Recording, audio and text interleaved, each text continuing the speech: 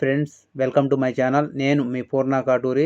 మన ఛానల్ ఎవరైనా కొత్తగా చూస్తున్నవారైతే సబ్స్క్రైబ్ చేయండి, లైక్ చేయండి, షేర్ చేయండి.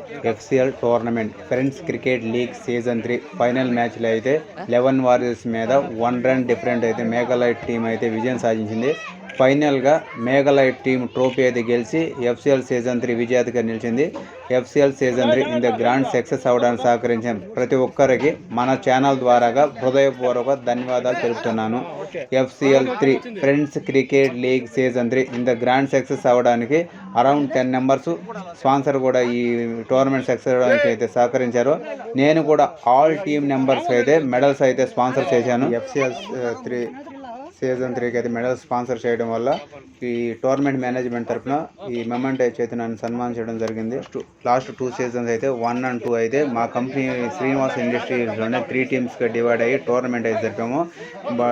బట్ ఈ సీజన్ 3 అయితే మీరు చూస్తున్నారు కదా, 4 టీమ్స్ అయితే పార్టిసిపేట్ చేసేవి.